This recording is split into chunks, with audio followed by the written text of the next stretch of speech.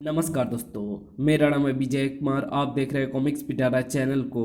तो चलिए दोस्तों, तुलसी कॉमिक्स की शानदार स्टोरी को शुरू करते हैं, जिसका नाम है समय का चक्र। तो आप देख सकते हैं इसका कवर पृष्ठ जो कि कुछ इस तरह का है। तो चलिए इसकी शानदार स्टोरी को शुरू करते हैं। लाला जगन्नाथ थर थर काँप रहा था। मुझे छोड़ दो, मेरा सब कुछ ले लो, पर मेरी जान बख्श दो। गरीब लाचारों का खून चूसने वाले सुदखोर लाला डाकू करण सिंह से रहम की भीख मांगता है। लानत है तुझ पर। अगले ही पल खचाक तिजोरी में जितना भी माल है सारा समेट लो। अच्छा सरदार। और फिर तिजोरी का सारा माल समेटकर डाकू दल 9-2-11 हो गया। उसी रात लो माँ, इन मुद्राओं से अपना इलाज करवाना। तो जुग जुग जिए करण सिंह। लो बच्चों, मौज बनाओ। करण चाचा जिंदाबाद। अगले दिन महाजन, आज मैं तुझे छोड़ूंगा नहीं। नहीं, मुझे मत मारो। तूने अनेक खातों में उल्टे सीधे हिसाब जोड़ जोड़ कर गरीबों को खूब सताया है। तुझे भला जीने का क्या हक है? नहीं। जोंक की तरह गरीब का खून चूसने वाले तुझे इससे अच्छी मौत भला कहाँ मिलती। खचाक साथियों, इस महाजन का सारा धन लूट लो और इसके बही खातों में आग लगा दो। ऐसा ही किया गया। आओ अब चलें। उसी दिन, बस्ती वालों, आज तुम्हारे लिए खुशी मनाने का दिन है। तुम सबके घर महाजन ने झूठा सच्चा ब्याज लगाकर दबा रखे थे।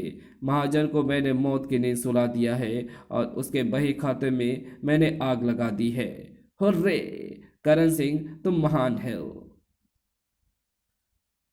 गरीबों का मसीहा था करण सिंह। करण सिंह इंसान नहीं, भगवान है। वो हमारी सहायता नहीं करता तो हम कब के मिट्टी में मिल गए होते। दूसरी ओर करण सिंह डाकू का आतंक दिनों दिन बढ़ता ही जा रहा है। वो धनवानों को ही अपना शिकार बनाता है। उसके डर से मुझे तो रात भर नींद नहीं आती। महाराज से उसकी शिकायत करनी चाहिए। सब मिलकर दरबार में पहुंचे।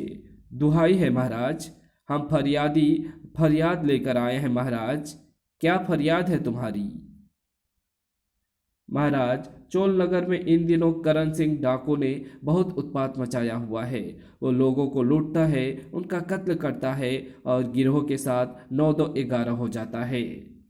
उसने हमारी रातों की नींद और दिन का चैन छीन लिया है। उससे हमारा बचाव कीजिए महाराज। डाकू करण सिंह के कारनामे इन दिनों हमारे कानों में बहुत पड़ रहे हैं।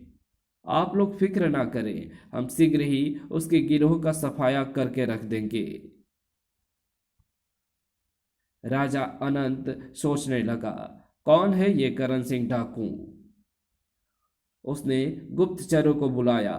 तुम लोग राज्य में चारों ओर फैलकर करण सिंह डाकू के विषय में जानकारी हासिल करो। जहां भी उसके होने का तुम्हें पता लगे, हमें फौरन ही आकर बताओ। इस घटना के 5वें दिन महाराज, करण सिंह डाकू अपने गिरोह के साथ पास ही गांव खेड़ा में वहां के सरपंच के यहाँ ठहरा हुआ है। ओह, बड़ी अच्छी सूचना लाए हो तुम गुप्तचर। राजा अनंत ने सेनापति धवल को बुलाकर आदेश दिया। सेनापति, खेड़ा गांव में सरपंच के यहाँ करण सिंह डाकू अपने गिरोह के साथ ठहरा हुआ है। तुम सैनिकों की एक टुकड़ी लेकर वहां जाओ और जैसे भी हो करण सिंह डाकू को जीवित पकड़ने की कोशिश करो। जो आज्ञा महाराज। सेनापति सैनिकों की टुकड़ी लेकर खेड़ा गांव की ओर चल दिया। खेड़ा गांव में डाकुओं की सैनिकों की मुठभेड़ हुई। खचाक करण सिंह के वार से सेनापति धवल बुरी तरह घायल हो गया। खचाक करण सिंह का गिरोह वहां से भाग खड़ा हुआ। घायल सेनापति को देख राजा अनंत का क्रोध बुरी तरह से भड़क उठा। हम कसम खाते हैं कि हम करण सिंह नाम के नर पिशाच का खात्मा करके छोड़ेंगे। गुप्तचरों ने उसे बताया, महाराज, करण सिंह गरीब लोगों में बहुत लोकप्रिय है। वे लोग चोरी छिपे उसके और उसके गिरोह के लिए भोजन का प्रबंध करते हैं। एक दिन, ओह, ये तो डाकू करण सिंह का गिरोह है। मुझे तुरंत महाराज को इसकी सूचना देनी चाहिए। वो दौड़ा दौड़ा चोल नगर के महल में पहुंचा। महाराज, कुंदन वन में करण सिंह अपने गिरोह के साथ ठहरा हुआ है। सैनिकों के साथ राजा अनंत उसी समय कुंदन वन की ओर चल दिया। कुंदन वन पहुंचने पर वो रहा महाराज करण सिंह का गिरोह और फिर खचाक। तुम में से करण सिंह कौन है? हम उस नराधम को देखना चाहते हैं। करण सिंह फौरन बोल उठा, मैं हूं करण सिंह। राजा अनंत कहर बनकर करण सिंह पर टूट पड़ा। खनाक खनाक। राजा अनंत कुशल योद्धा लगता है। तभी खटाक। ओह, करण सिंह निहत्था हो चुका था। ये देख कई सैनिक उसे मारने के लिए उसकी ओर बढ़े। ये देख, नहीं, इसे मारना नहीं सैनिकों, इसे जिंदा पकड़ना है। सैनिकों ने करण सिंह को पकड़ लिया। ये देख उसके साथियों ने भी हथियार डाल दिए। बंदी बनाकर करण सिंह को चोल नगर लाया गया। इसे कारागार में डाल दो, कल लोगों के सामने सरेआम इसका सिर कलम किया जाएगा। ऐसा ही किया गया। उस रात, बेटा, सुना है तुमने करण सिंह डाकू को पकड़ लिया है। आपने सही सुना है राजमाता, कल हम सरेआम उसका सिर कलम करने वाले हैं। प्रथा के अनुसार आपको भी उस समय वहां मौजूद रहना है राजमाता। अगले दिन उठो करण सिंह, तुम्हारी अंतिम घड़ी आ पहुंची है। करण सिंह को वध स्थल पर लाया गया। उसे देख भीड़ चिल्ला उठी, हमारे मसीहा को मत मारो महाराज, ये डाकू नहीं देवता है। राजमाता उठकर करण सिंह के पास आई। करण सिंह, तूने पाप का ये रास्ता क्यों चुना? राजमाता, मैंने कोई पाप नहीं किया है, गरीबों का हक उन्हें दिलवाया हूं। यदि ये अपराध है तो मैंने अपराध किया है। तभी, ओह, ये चक्र का निशान, ये कैसे हो सकता है भला? राजा अनंत, करण सिंह को क्षमा कर दो। ये आप क्या कह रही हैं राजमाता? राजमाता को चक्कर सा आया और अरे, राजमाता मूर्छित होकर गिर पड़ी। करण सिंह को वापस कारागार में भेज दिया गया। राजमाता मुझे देखकर चौंकी क्यों? क्या उन्होंने राजा अनंत से मुझे क्षमा करने को क्यों उन्होंने राजा अनंत से मुझे क्षमा करने को कहा? दूसरी ओर राजवैद्य जी, राजमाता को क्या हुआ है? उन्हें कोई सदमा पहुंचा है महाराज। सदमा? हाँ महाराज, उसी सदमे के प्रभाव से मूर्छित हो गई हैं। कुछ देर बाद स्वतः ही इन्हें होश आ जाएगा। ऐसा ही हुआ। राजमाता, आप ठीक तो है ना? राजमाता एक झटके से उठ बैठी हुई। मैं तो ठीक हूं, पर उस करण सिंह का क्या हुआ? उस डाकू के लिए आप इतनी चिंतित क्यों हैं राजमाता?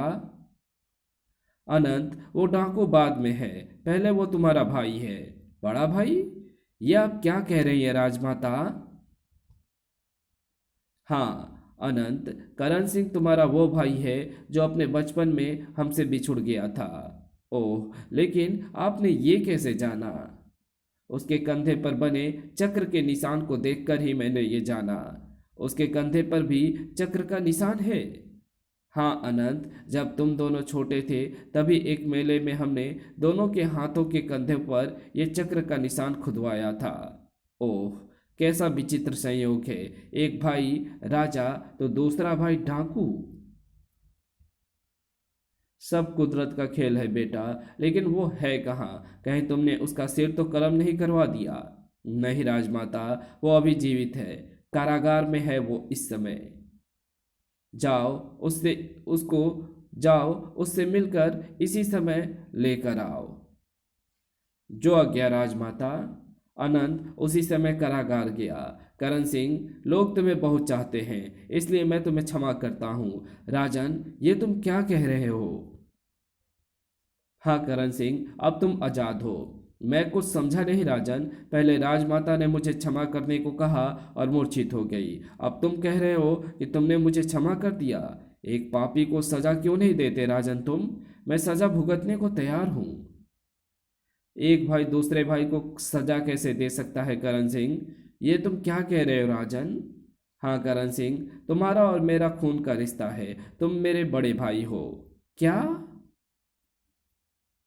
हाँ करण सिंह, अभी अभी राजमाता ने मुझे ये बात स्वयं बताई है। तुम्हारे कंधे पर गुदे चक्र का निशान देखकर उन्होंने तुम्हें पहचाना था। ऐसा ही चक्र का निशान मेरे कंधे पर भी है। ओह, क्या ये सच है? हाँ भैया, ये बिल्कुल सच है। आओ, मेरे गले लग जाओ। करण सिंह दौड़कर उसके गले लग गया। भैया, तुम मुझसे बड़े हो, इसलिए चोल की राजगद्दी पर अब मेरा नहीं तुम्हारा हक है। नहीं अनंत, ऐसा ना कहो। हम दोनों भाई भाई हैं, इसका पता औरों को ना चलना चाहिए। लेकिन क्यों?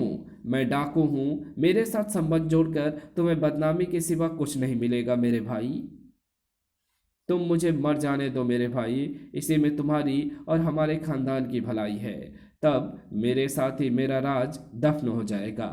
नहीं, मैं ऐसा नहीं होने दूंगा। मुझे मरना ही होगा अब। करण सिंह ने अनंत की कटार खींच ली और नहीं, तुम्हें मेरी कसम है भैया, तुम आत्महत्या नहीं करोगे। ओह अनंत, तुमने कसम देकर ठीक नहीं किया। आओ भैया, राजमाता के पास चले, वे तुम्हें मिलने को आतुर हो रही होंगी। दोनों राजमाता के पास पहुंचे।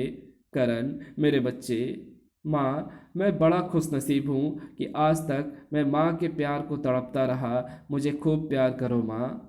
बेटा अनंत, तुम्हारा बड़ा भाई मिल गया है, इसलिए राजा बनने का हक अब करण का है। मैं तो पहले से ही इस बात की घोषणा कर चुका हूँ राजमाता।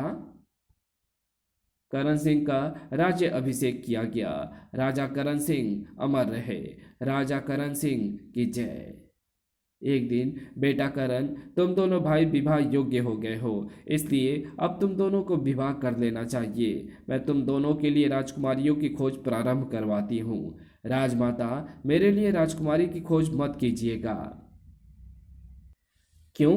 क्या तुम विवाह नहीं करोगे? ऐसी बात नहीं है राजमाता। तो फिर विवाह से इनकार क्यों? राजमाता, मैं एक गरीब लड़की से प्यार करता हूँ। ओह, तो ये बात है। कौन है ये लड़की? क्या नाम है उसका? राजमाता, वो एक गरीब किसान हरखू की बेटी राधा है। हम हरखू से मिलना चाहते हैं। करण राजमाता को हरखू के यहाँ लेकर गया।